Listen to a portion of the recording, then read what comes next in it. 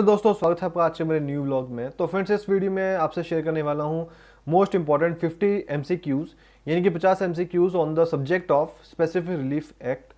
और इसी तरह की बाकी देखने के लिए आप हमारे चैनल को सब्सक्राइब कीजिए और प्लेलिस्ट में जो कि जुडिशरी से रिलेटेड है आपको सारी वीडियोस उसमें प्रोवाइड कर जाएगी, जो कि टाइम टू टाइम सारे एमसीक्यूज अपलोड किए जाते हैं with very easy explanation in Hindi. तो आइए स्टार्ट करते हैं आज का ब्लॉग। और बाकी ब्लॉग को देखने के लिए आप हमारे कमेंट सेक्शन में जाके मेंशन कर सकते हैं, उसकी भी आपको वीडियोस प्रोवाइड करवा जाएगी। तो आइए आगे देखते हैं with help of answers and easy explanations important MCQs of specific relief act.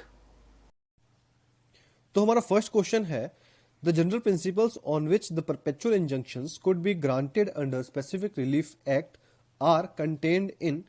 जैसे कि दोस्तों आप ऑप्शंस देख रहे हैं स्क्रीन पर कि सेक्शन 37, 38, 39 और 40, यानी कि जो जनरल प्रिंसिपल्स हैं परपेचुअल इंजंक्शन से रिलेटेड वो कौन से सेक्शन में दिए गए हैं स्पेसिफिक रिलीफ एक्ट के। तो इसका करेक्ट आंसर है सेक्शन 38 में, यानी कि सेक्शन 38 में परपेचुअल इंजंक्शन का प्रोविजन दिया गया है। उसके बाद चलते हैं सेकंड क्वेश्चन पे। Part 3 of the specific relief act deals with, यानी कि पार्ट 3 जो है स्पेसिफिक रिलीफ एक्ट का वो डील करता है स्पेसिफिक रिलीफ से, डेक्लेरेटरी डिक्री से, या प्रिवेंटिव रिलीफ से, या नन ऑफ द अबव। तो इसका करेक्ट आंसर है सी, यानी कि part 3 of the specific relief act जो है वो डील करता है प्रिवेंटिव रिलीफ के बारे में। उसके बाद थर्ड क्वेश्चन है, grant of a mandatory injunction is regulated. Correct answer is C, that is under section 39 of the specific relief act, यानी कि जो प्रोविजन दिया गया है section 39 of the relief act में वो कहता है grant of a mandatory injunction के बारे में। उसके बाद फोर्थ क्वेश्चन है, under section 6(2)(a of the specific relief act no suit shall be brought after the expiry of, यानी कि जो सेक्शन 6 सबसेक्शन 2(a) है स्पेसिफिक रिलीफ एक्ट का, उसमें कहा गया है कि कोई भी सूट जो है इस टर्म के एक्सपायरी होने के बाद फाइल नहीं किया जा सकता।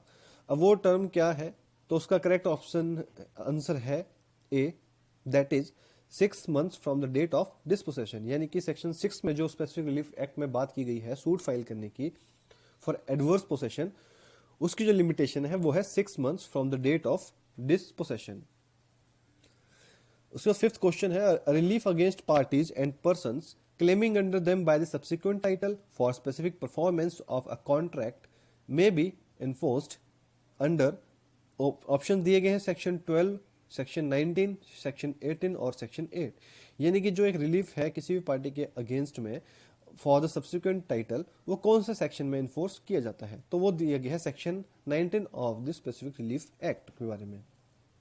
उसके बाद चलते हैं क्वेश्चन नंबर 6 में, जो कि सेम बात की गई है ऊपर, जैसे हमने क्वेश्चन डिस्कस किया कि जो लिमिटेशन होती है वो 6 months की होती है under section 6 of the specific relief act. उसके बाद क्वेश्चन नंबर 7 है, in a simple suit for specific performance of contract for sale a person who is not a party to the agreement for sale is neither a necessary nor a proper party. The exemptions available under specific relief act are as follows. तो जैसे कि दोस्तों आप options देख रहे हैं, A है cases of novatio, B है interest arising out of prior contracts, C है where it is necessary to join parties for avoiding multiplicity of proceedings, और D all of the above. तो सेवंथ का correct answer है D, यानी कि all of the above. उसके बाद question number 8 है, where a person is in settled possession of property even on the assumption that he had no right to remain on the property, he cannot be dispossessed by the owner, and this relief is available in the specific relief act under, यानी कि इसमें कहा गया है कि जब कोई भी एक पर्सन किसी भी प्रॉपर्टी के कब्जे में है और इस एजम्पशन के साथ कि he had no right to remain on the property, यानी कि उसके पास ये राइट है, ऐसा कोई राइट नहीं था कि उसमें वो किस तरह रह सकता है, तो he cannot be dispossessed by the owner। तो इसका जो प्रोविजन दिया गया है वो दिया है सेक्शन 6 के अंदर। उसके बाद क्वेश्चन नंबर 9 है, a person is entitled to possession of specific immovable property may recover it by a suit filed under the provision of CPC and this relief is provided in specific relief act under, यानी कि जो एक relief है, a person is entitled to possession of a specific immovable property, यानी कि जब कोई भी पर्सन अपनी स्पेसिफिक इमूवेबल प्रॉपर्टी के रिगार्डिंग पोसेशन के लिए कब्जा लेना चाहता है तो वो सीपीसी के किस प्रोविजन के अंतर्गत रिलीफ मांग सकता है, along with the specific relief act, तो वो है सेक्शन 5 में। यानी कि सेक्शन 5 में जब कोई भी व्यक्ति यानी कि पर्सन अपने कब्जे का, इमूवेबल प्रॉपर्टी का कब्जे के लिए सूट फाइल कर सकता है। Question number 10 is any person having the possession और control over the article of movable property of which he is not the owner may be compelled to deliver it to the person entitled to the immediate possession in the following case. The option are when the possession of the thing claimed has been wrongfully transferred from the plaintiff. Second is when the thing claimed is held by the defendant as the agent or trustee of the plaintiff. Third is both A and B, or the option is D, that is none of the above. So here the correct answer is C. Now 11th question is under section 31 of the Specific Relief Act, the essential conditions under which cancellation of an instrument may be ordered are. यानी कि section 31 of the relief act में कहा है कि जो भी essential conditions हैं जिसमें कि किसी भी इंस्ट्रूमेंट्स को कैंसिल किया जाता है वो ऑर्डर किया गया है। तो इसमें करेक्ट आंसर है क्वेश्चन 11 का D, that is all of the above. उसके बाद क्वेश्चन नंबर 12 है injunctions can be granted under specific relief act in the following. Option is protection of intellectual properties. Second is a wife can restrain her husband from contracting a second marriage. Third is passing off and like action. Or the fourth is all of the above. So here the correct answer is A. यानी कि जो injunction है वो specific relief act में granted किया गया है for the protection of intellectual properties. उसके बाद क्वेश्चन नंबर 13 है to obtain a mandatory injunctions under section 39 the plaintiff must show that there has been a breach of obligation in the nature of, option is legal obligation, or it is necessary to maintain status quo, or none of the above, or both A and B. So the correct answer of question 13 is D, that is both A and B. उसके बाद 14th है where an instrument is evidence of different rights or different obligations, the court may in proper case cancel it in part and allow it to stand for the residue. This provision is provided under which of the section? So here the correct answer is C, that is section 32. 15th question is no suit for the recovery of possession shall be brought under section 6 of the Specific Relief Act against a government, a public company, a private company, or all of the above. यानी कि section 6 में कहा गया है कि कोई भी जो सूट है रिकवरी ऑफ पोसेशन के लिए वो किसके अगेंस्ट फाइल नहीं किया जा सकता। तो इसका करेक्ट आंसर है ए, यानी कि आप सरकार के खिलाफ, गवर्नमेंट के खिलाफ सेक्शन 6 के अंदर जो दी गई रेमेडी को यूज नहीं कर सकते। उसके बाद क्वेश्चन 16 है when to prevent breach of an obligation it is necessary to compel the performance of certain acts which the court is capable of enforcing. Court में under section 39 of the specific relief act grant a mandatory injunction, जिसके हम पहले भी देख चुके हैं कि section 39 में कहा गया है कि अब मैंडेटरी इंजंक्शन के रिगार्डिंग प्रोविजन दिया गया है। तो आपको सिर्फ इतना ध्यान रखना है कि जो मैंडेटरी इंजंक्शन की बात करें अगर हम स्पेसिफिक रिलीफ एक्ट में, तो वो कहा गया सेक्शन 39 में, या फिर हम कह सकते हैं कि सेक्शन 39 डील करता है मैंडेटरी इंजंक्शन के बारे में। सो the correct answer of question number 16 is a. अब चलते हैं क्वेश्चन नंबर 17 पे। One of the following sections under specific relief act deals with the specific performance with variation, यानी कि कौन सा सेक्शन डील करता है with specific performance with variation. तो ऑप्शंस तो दिए गए हैं स्क्रीन पे, तो उसका करेक्ट आंसर है ए, यानी कि section 18 deals with specific performance with variation. उसके बाद क्वेश्चन नंबर 18 है a contract can be specifically enforced. Option A is where compensation is adequate relief for the non performance of the contract. Option B is where the contract by its nature is determinable. Question number C is where it involves the performance of continuous duty which the court cannot supervise, or the D, none of the above. So here the correct answer is D. उसके बाद चलते हैं question number 19 पे। 19 में कहा है कि defendant can take any of the following defences in a suit for specific performance, यानी कि जो डिफेंडेंट है वो किसी भी सूट को डिफेंस करने के लिए कौन सा ग्राउंड ले सकते हैं। तो उसमें करेक्ट आंसर है B, that is uncertainty of the terms of the contract.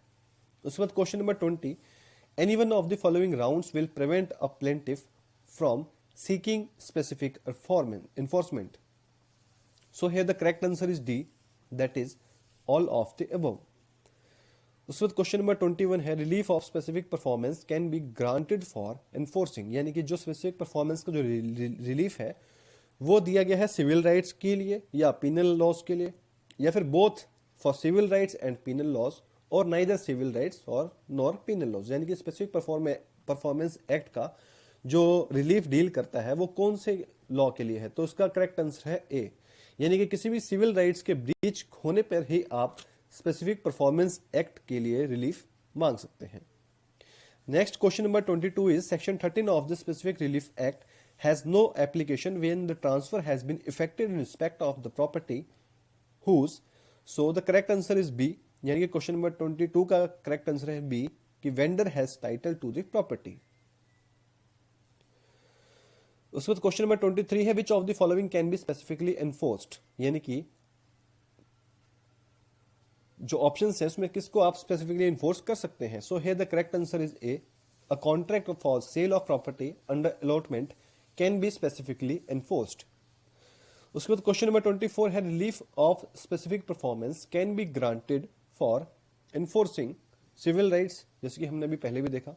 उसके बाद क्वेश्चन नंबर 25 है section 26 of the specific relief act fixes the time limit for discovery of mistake और फ्रॉड, यानी कि सेक्शन 26 में जो डिस्कवरी ऑफ मिस्टेक और fraud की टाइम लिमिट कितनी दी गई है, 6 महीने, 1 साल, 3 महीने, या फिर नहीं दी गई है।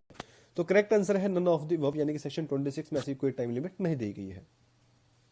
उसके बाद आते हैं 26 पे, अ suit for possession under section 5 of the specific relief act can be filed, यानी कि जो सेक्शन 5 में दिया गया है कि सूट आप फाइल कर सकते हैं फॉर डिसपोसेशन के लिए, तो उसकी लिमिटेशन कितनी है, तो वो है 12 ईयर्स। इसमें यह ध्यान देना जरूरी है कि सेक्शन 5 में दी गई है 12 ईयर्स और सेक्शन 6 बात करता है सिर्फ 6 मंथ्स के लिए। उसके बाद क्वेश्चन नंबर 27 है under the specific relief act a suit for recovery of possession can be filed, यानी कि स्पेसिफिक रिलीफ एक्ट में जो एक सूट फॉर रिकवरी फाइल किया जा सकता है पोसेशन का, वो किस केस में हो सकता है, या तो मूवेबल प्रॉपर्टी होनी चाहिए या फिर इमूवेबल होनी चाहिए। तो इसका करेक्ट आंसर है सी, यानी कि जो suit for recovery of possession है वो मूवेबल और इमूवेबल प्रॉपर्टी दोनों के लिए फाइल किया जा सकता है। उसके बाद question number 28, a declaration under section 34 of this act can be sought by, तो जैसे कि आप ऑप्शंस देख रहे हैं, तो correct option answer is C, a person whose legal character और a right to a property is not denied. उसके बाद क्वेश्चन नंबर 29 है, a claim for damages in a suit for injunction can be let down, यानी कि किसी भी damages में suit for injunction का प्रोविजन दिया गया है section 40 of the specific relief act में। फिर चलते हैं क्वेश्चन नंबर 30 पे कि under section 2 of the specific relief act part performance of a contract can B enforced, यानी कि सेक्शन 2 में जो पार्ट परफॉर्मेंस का ऑफ कॉन्ट्रैक्ट है वो कौन एनफोर्स कर सकता है, या तो वो प्रोमिसर करेगा या फिर प्रोमिसी। बट यहाँ पे करेक्ट आंसर है सी कि वो प्रोमिसी और प्रोमिसर और प्रोमिसी दोनों ही कर सकते हैं। Next question number 31 is obligation under specific relief act is a right in personam और is a right in rem और बोथ ए एंड बी और none of the above. So the correct answer is obligation under specific relief act is a right in personam. उसके बाद question number 32 है, section 8 of the specific relief act can be invoked, यानी कि section 8 जो act का है वो invoke किया जा सकता है against a person who has possession और control over the property. So the correct answer is A है कि सेक्शन 8 कहता है कि जो सेक्शन 8 इन्वोक कर सकते हैं उस बंदे के खिलाफ जिसने उस प्रॉपर्टी पे कब्जा किया हुआ है या फिर उसका उस प्रॉपर्टी पे कंट्रोल रह चुका है। नेक्स्ट है question number 33, section 11 of the act provides for, यानी कि सेक्शन 11 जो है स्पेसिफिक रिलीफ एक्ट का वो बात करता है specific performance of contracts connected with trust. तो correct option is C. 34th point is, in a suit under section 6 of the act the court can adjudicate on the title, direct the defendants to remove the structure or permits the plaintiff to pull down the structure or none of the above। तो उसमें ये देखने की बात है कि section 6 में ऐसी कोई बात नहीं कही गई है कि आप किसी भी टाइटल को एडजुडिकेट कर सकते हैं या फिर उसको रिमूव कर सकते हैं या परमिट कर सकते हैं प्लेंटिफ को to pull down the structure, ऐसा कोई बात नहीं कही गई है। तो इसीलिए the correct answer is D, none of the above. उसके बाद क्वेश्चन नंबर 35 है, if the transferee takes possession of immovable property in part performance of contract and is ready and willing to perform his part of a contract, he the option दिए गए screen पर ABC, the option is he can protect his possession. उसके बाद question number 36 है, under specific relief act the declaratory decree can, यानी कि जो specific relief act के अंदर जो डिक्लेरेटरी डिक्री है उसको क्या डिक्लाइन किया जा सकता है या डिक्लाइन नहीं किया जा सकता, या फिर उसको कम्यूटेड या फिर विदहेल्ड किया जा सकता है। तो उसका ऑप्शन है डिक्लाइन, कि उसको डिक्लेरेटरी डिक्री को स्पेसिफिक रिलीफ एक्ट में डिक्लाइन भी किया जा सकता है। उसके बाद क्वेश्चन नंबर 37 है, under section 12 subsection 2 of the specific relief act where the contract part which remains unperformed is, so options are given on the screen. So here the correct answer of question 37 is A, that is the small proportion. उसके बाद बात करते हैं question number 38 की, जिसमें कहा गया कि in a suit for specific performance of a contract can a plaintiff be awarded compensation, यानी कि जब कोई भी सूट फाइल किया जा सकता है for specific performance of a contract, तो क्या प्लेंटिफ को कॉम्पनसेशन भी अवॉर्ड किया जा सकता है। तो इसका करेक्ट आंसर है C, yes, if compensation is claimed in the plaint. अगर किसी भी प्लेंट में अगर कॉम्पनसेशन मांगा गया है प्लेंटिफ के द्वारा, तो वो भी डेफिनेटली अलाउ किया जाएगा।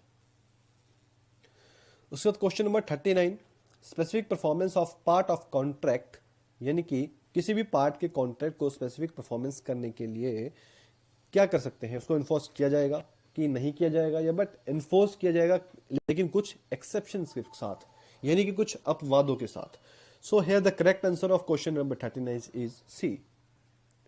क्वेश्चन नंबर 40 है कि against decree passed in a suit filed under section 6 of the specific relief act, यानी कि कोई भी डिक्री जो पास की गई है सेक्शन 6 में, क्या उसकी रिव्यू अलाउड है या फिर उसकी अपील की जा सकती है, या फिर कोई अपील या कोई रिव्यू नहीं होगी, या फिर कुछ भी नहीं होगा। So the correct answer is C, यानी कि सेक्शन 6 में जब एक बार डिक्री फाइल की जा सकती है फॉर स्पेसिफिक परफॉर्मेंस की, तो उसमें ना अपील और ना रिव्यू कुछ भी अलाउड नहीं हो सकता है।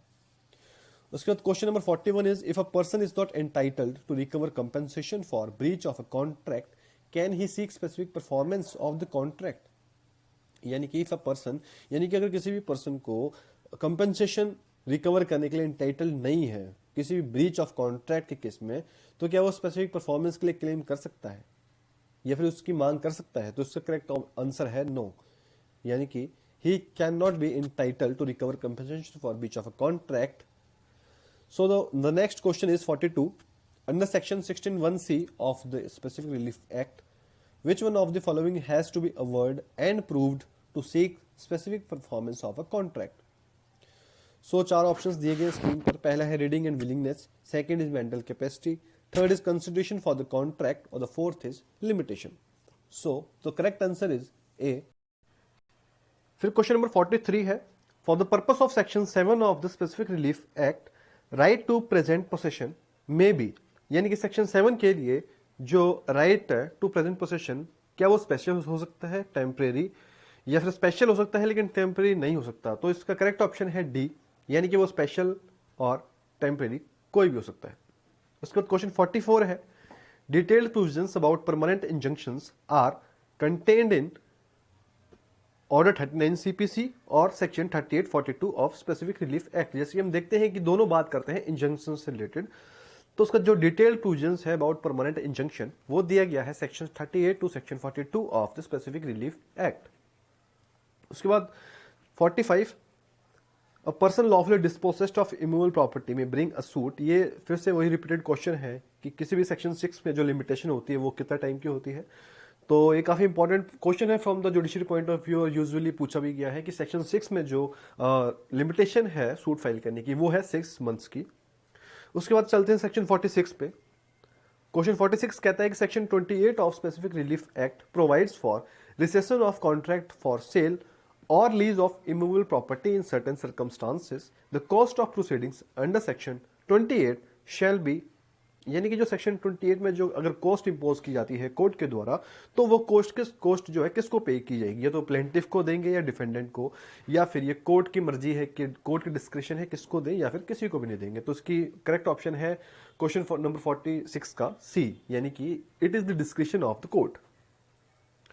उसके बाद क्वेश्चन नंबर 47 है कि which of the following sections of the specific relief act provides circumstances where injunctions can not be granted. So जैसे कि आप स्क्रीन पे देख रहे हैं कि ऑप्शंस दिए गए हैं सेक्शन 38, सेक्शन 39, 40 और 41। So here the correct answer is option D.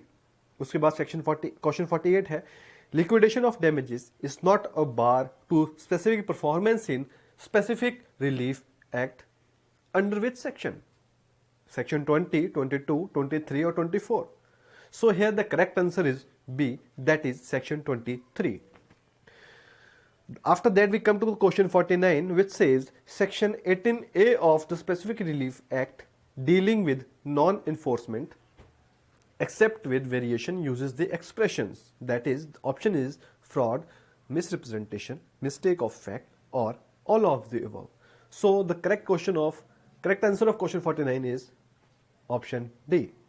उसके बाद चलते हैं क्वेश्चन नंबर 50 पे कि when an instrument does not express the real intention of the parties the same may be rectified under which of the following sections of the specific relief act. यानी कि जब कोई भी इंस्ट्रूमेंट्स है, instruments कैसे कह सकते हैं हम, कोई एग्रीमेंट को कह सकते हैं कि उसमें अगर कोई भी रियल इंटेंशन नहीं लिखी है पार्टीज की, वो एक्चुअली पार्टी का मेन पर्पस क्या था कॉन्ट्रैक्ट एग्रीमेंट एग्जीक्यूट करने का, तो उसको कौन से प्रोविजन में दिया गया है कि उसको करेक्शन करके रेक्टिफाई करके चेंजेस किए जा सकते हैं। तो ऐसा कहा गया है section 26 of the specific relief act में कि अगर कोई भी कॉन्ट्रैक्ट सही इंटेंशन सही पर्पस सॉल्व नहीं हो रहा है तो उसको हम रेक्टिफिकेशन कर सकते हैं, कहा गया सेक्शन 26 में। तो ये था दोस्तों हमारा स्पेसिफिक रिलीफ एक्ट के ऊपर टोटल 50 इंपॉर्टेंट एमसीक्यूज का पार्ट 1। इसी की तरह का पार्ट 2 भी जल्दी आएगा और फ्यूचर में आने वाले वीडियोस भी आपको मिलते रहेंगे सारे आपको चैप्टर वाइज, जैसे कि हमने IPC, CrPC, constitution, CPC, Hindu law सब पे आपको एमसीक्यूज मिलेंगे। बट उसके लिए आपको करना क्या है कि दोस्तों चैनल को सब्सक्राइब करना है, वीडियो को लाइक और शेयर करना है। जल्दी मिलते हैं आपको एक न्यू व्लॉग के साथ।